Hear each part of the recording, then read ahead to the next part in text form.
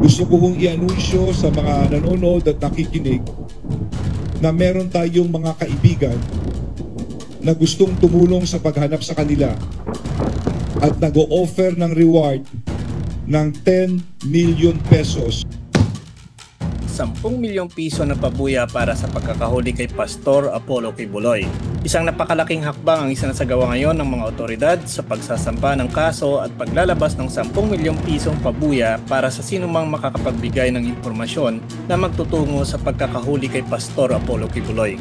Kilalang leader ng Kingdom of Jesus Christ, the name above every name incorporated, si Kibuloy ay humaharap sa seryosong mga paratang na nagdudulot ng malaking isyu ngayon sa kanyang mga miyembro.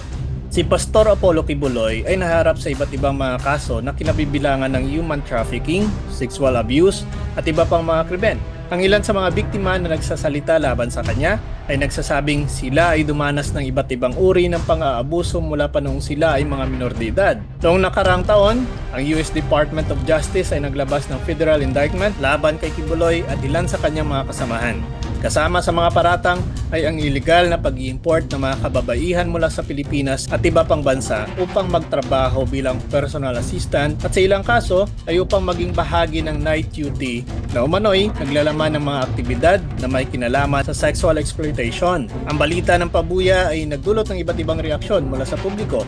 May mga tagasunod ng Kibuloy na nanatiling matibay sa kanilang paniniwala sa kanyang pagiging inosente at nagbibigay ng kanilang suporta sa kanya. Sa kabilang banda naman, ang mga biktima ng kanilang pamilya ay nag-aayag ng kanilang galak at pag-asa na ang pabuya ay magpapabilis ng proseso ng hustisya. Ayon sa mga otoridad, ang pabuya ay isang hakbang upang mahikayat ang sinuman na may impormasyon upang makatulong sa kanilang investigasyon na lumabas at tumulong. Sinabi ni Justice Secretary na ang hakbang na ito ay bahagi ng mas malawakang kampanya laban sa human trafficking at iba pang krimen laban sa kababaihan at mga bata. Sa kasalukuyan, si Kibuloy ay nasa ilalim ng radar ng mga otoridad at patuloy na sinusubaybayan. Ayon sa ilang ulat, siya ay huling namataan sa isang hindi kilalang lokasyon ng Mindanao, ngunit nananatiling mailap sa mga operatiba.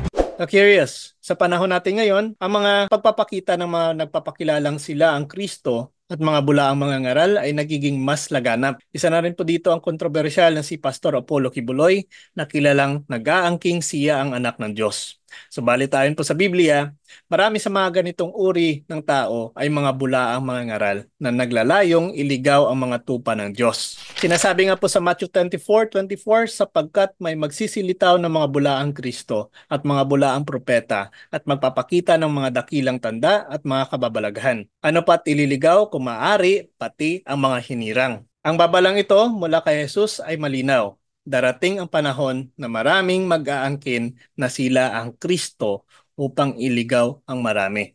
Paano ba natin makikilala ang mga bulaang mga ngaral? Una po dito, ang kanilang mga huwad na aral. Ang mga bulaang mga ngaral ay kadalasang nagtuturo ng mga doktrinang salungat sa itinuturo ng Biblia. Dapat tayong maging mapanuri at laging bumalik sa mga salita ng Diyos upang tiyakin ang katotohanan ng mga aral na ating tinatanggap. Pangalawa, ang kanilang paggamit ng kapangyarihan para sa sariling kapakanan. Ang mga nagpapanggap po na propeta ay madalas na gumagamit ng kanilang impluwensya para sa personal na yaman at kapangyarihan. Ang tunay na mga lingkod ng Diyos ay naglilingkod ng may kababaang loob at walang hinihintay na kapalit. Pangatlo, pagpapakita ng mga peking himala. Bagaman may mga tunay po na himala na nanggaling sa Diyos, ang mga bulaang mga ngaral naman ay maaaring gumamit po ng mga peking himala upang linlangin ang mga tao. Dapat tayong maging mapagbantay at humingi po ng karunungan mula sa Diyos upang malaman ang pagkakaiba. Now, dahil sa laganap na ang mga bulaang mga ngaral, ang mga bulaang propeta, ano pong dapat natin gawin ng mga mananampalataya? Of course, una na po dito, mag-aral ng Biblia. Ang masusing pag-aaral po ng salita ng Diyos ay magbibigay sa atin ng sapat na kaalaman upang makilala ang mga huwad na aral at mga ngaral. Sunod, manalangin para sa karunungan. Ang panalangin po ay mahalagang aspeto ng ating pananampalataya. Humingi po tayo ng gabay mula sa Diyos upang tayo po ay maprotektahan laban sa mga panlilinglang. And of course, makipag-ugnayan sa kapwa mananampalataya. Ang pakikipag-ugnayan po sa isang matibay na komunidad ng mga mananampalataya ay makakatulong upang tayo ay magpatuloy sa tamang landas. Ang payo at suporta ng iba ay mahalaga sa ating espiritual na buhay. Ang mga pagpapakilalang sila ang Kristo at mga bulaang mga ngaral ay isang seryosong hamon po sa ating pananampalataya. Maging mapagbantay po tayo, mapanuri at patuloy na magtiwala sa gabay ng Diyos. Sa pamamagitan ng masusing pag-aaral ng Biblia, taimtim na panalangin at pakikipag-ugnayan sa ating kapwa mananampalataya, maiiwasan natin ang mga panlilinlang at mananatiling matatag sa ating pananampalataya kay Jesus ng tunay na Kristo. So ayan po mga Curious, sana po ay nakatulong po ang video natin ito. At kung nagustuhan nyo po ito, please like and share. Suportahan po natin ang ating YouTube channel, Mr. Curious Catholic. Isama nyo rin po kami ng mga defensor ng simbahan sa inyong mga panalangin upang may pagpatuloy natin ang mga gawain nito. Muli po, this is Mr. Curious Catholic. Kasama po ninyo sa pagtatanggol ng ating simbahan. Pro Deo et Ecclesia, sa Diyos po ang lahat ng kapurihan. Hello mga kapatid, follow and subscribe Mr. Curious Catholic. Marami tayong matutunan, mapupuno po yung ating isipan sa mga katotohanan. Dahil ang katotohanan na magbigay sa atin ng tunay na kalayaan. God bless. Hello po mga kapatid. Ito po si Kabornov ng Factbusters PH. Suportahan po natin si Brother Den sa kanyang Mr. Curious Catholic. Naku, napakadami pong mga matututunan sa kanyang programa. Kaya panoorin niyo po siya sa kanyang programa. And God bless po sa inyong lahat mga kapatid.